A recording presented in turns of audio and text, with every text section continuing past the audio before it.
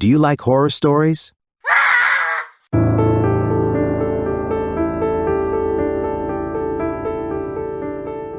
I always considered myself a creature of routine. Wake up, work, gym, sleep, repeat. There was something comforting in the monotony, the predictability.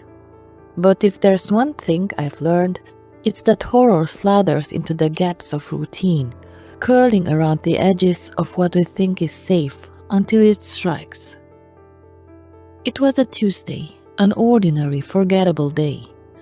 My alarm buzzed at 6, and by 7:30 I was in the pool. The water was cold at first, but the repetitive strokes soon warmed me. I liked this time, early quiet, my own little sanctuary before the grind of corporate life consumed me. I had been swimming for about 15 minutes when they arrived. A man and a woman.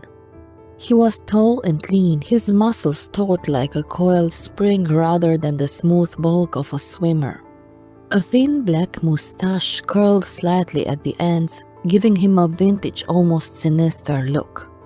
The woman was strikingly beautiful, delicate, bird-like. Her blonde hair was tied in a sleek ponytail, her collarbones sharp, her limbs almost too slender. She had the kind of face you'd expect to see on a billboard, airbrushed and perfect. They spoke Russian, or rather he spoke. She nodded, eyes darting. Even from a distance I could tell something was wrong. She was afraid. I tried to ignore them at first.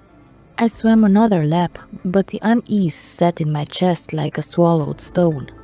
When I reached the pool's edge, I stopped to watch. They moved through the water side by side, synchronized yet separate.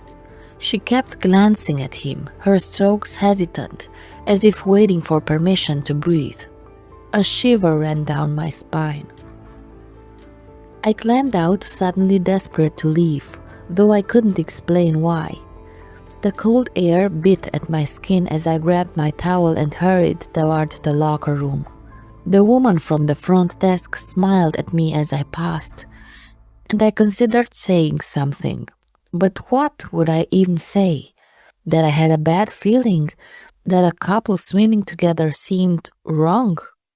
By the time I reached my office, the feeling hadn't left me. It was absurd, really. I didn't know them. Maybe they were having an argument. Maybe I was overthinking things. 2 hours later, the police knocked on my door. The woman was dead, murdered, strangled in the shower and left crumpled on the tile like a discarded doll. My stomach twisted. I was one of the only people who had seen them together. The front desk woman and I gave our statements, describing the man in as much detail as possible. The mustache, the sharp eyes, the controlled way he moved. The police took notes, nodded gravely, and then they left. That night my phone buzzed. "You're next." My breath caught. My first instinct was denial. A prank. A wrong number. But no. This wasn't random. He knew who I was. He knew I had seen him. I grabbed a duffel bag, threw in some essentials, and called my best friend. I didn't tell her everything, just that I was too anxious to be alone. She told me to come over. As I walked to my car, the feeling of being watched was suffocating. Every shadow stretched too long. Every parked car seemed to harbor unseen eyes. My skin prickled with the certainty that I was not alone, but I made it to my friend's house, and nothing happened.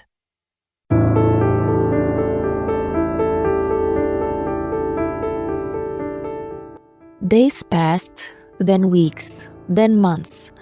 The police never found him. The case went cold.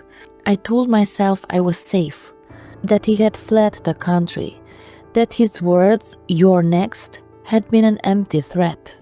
And maybe they were, because nothing happened, until it did. Years later, I was on vacation in Crete. Greece had always been a dream of mine. The whitewashed buildings, the scent of salt and sun, the rhythmic crash of the waves. It was a new chapter, far removed from the past. I was free.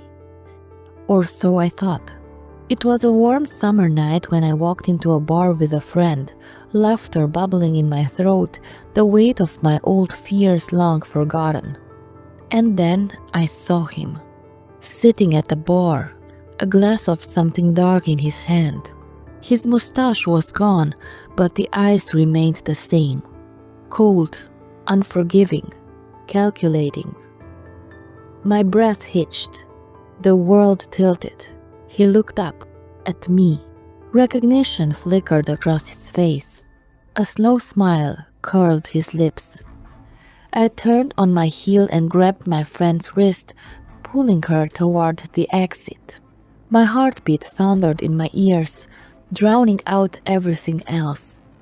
I didn't have to look back to know he was watching me. I could feel it. Outside, the warm night air did nothing to soothe the ice in my veins. My friend was asking what was wrong, but I couldn't answer. All I could think was, "You're next." The words had never stopped haunting me, and now they were real again.